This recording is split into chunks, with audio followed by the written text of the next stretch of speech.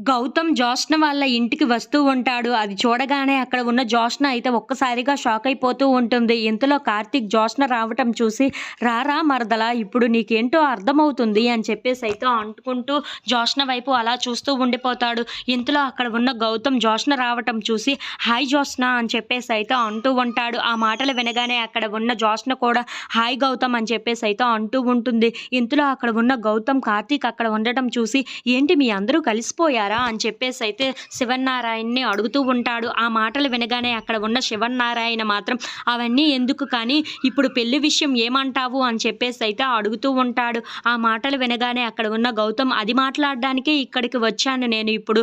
ఒక్కసారి పెళ్లి ఆగిపోయిన తర్వాత రిలేటివ్స్ అందరూ అనరాని మాటలు అన్నీ అంటున్నారు. ఇప్పుడు అవన్నీ పక్కన పెట్టేసి అమ్మని, నాన్నని ఎలాగో కన్విన్స్ చేసి మళ్ళీ పెళ్లికి ఒప్పించి ఇక్కడికి వచ్చాను. అందుకే ఆ పెళ్లి విషయాలు మాట్లాడడానికని కోసమనే ఇక్కడికి వచ్చాను. మీరేమంటారు? నాకు పెళ్ళికైతే నేను రెడీగానే ఉన్నాను. మీరు కూడా సిద్ధంగా ఉంటే ఇంక పెళ్లి జరిపించుకోవటమే అని చెప్పేసైతే అంటూ ఉంటాడు. ఆ మాటలు వినగానే అక్కడ ఉన్న జ్యోత్స్న అయితే ఒక్కసారిగా షాక్ అయిపోతూ ఉంటుంది.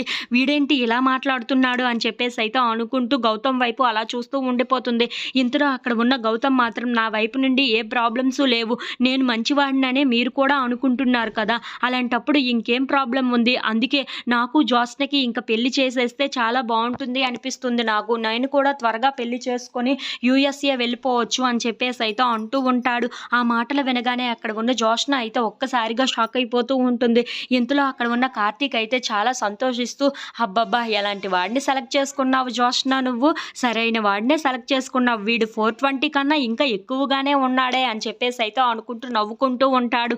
అది చూడగానే అక్కడ ఉన్న జోష్న అయితే ఒక్కసారిగా షాక్ అయిపోయి కార్తీక్ వైపు చాలా కోపంగా చూస్తూ ఉంటుంది. ఇంతలో అక్కడ ఉన్న పారిజాతం మాత్రం, "ఏంటే వీడు పిల్లంటున్నాడు, అప్పుడే యూఎస్ఏ వెళ్ళిపోతానంటున్నాడు, ఏమంటావు నువ్వు" అని చెప్పేసైతే అడుగుతూ ఉంటుంది. ఇంతలో అక్కడ ఉన్న జోష్న మాత్రం, "ఇప్పుడు చూడు ఎలా మారుస్తానో, ఆ దీప వంటగదిలోనే కదా ఉంది, ఆ దీపను కాఫీ తీసుకొని రమ్మని చెప్పు. అప్పుడు వీడి పని పడతాడు. అప్పుడు నేనంటే వాడికి ఏంటో తెలుస్తుంది" అని చెప్పేసైతే అంటూ ఉంటుంది. ఇంతలో అక్కడ ఉన్న పారిజాతం, "సరే సరే" అని చెప్పేసైతే, "బాబు మీకు కాఫీ కావాలా" అని చెప్పేసి గౌతమ్‌ని అడుగుతూ ఉంటుంది. ఆ మాటలు వినగానే అక్కడ ఉన్న గౌతమ్ సరే అని చెప్పేసైతే అంటూ ఉంటాడు. ఇంతలో అక్కడ ఉన్న కార్తీక్, "నేను తీసుకొని వస్తాను కదా" అని చెప్పేసి కిచెన్‌లోనికి వెళ్తూ ఉంటాడు.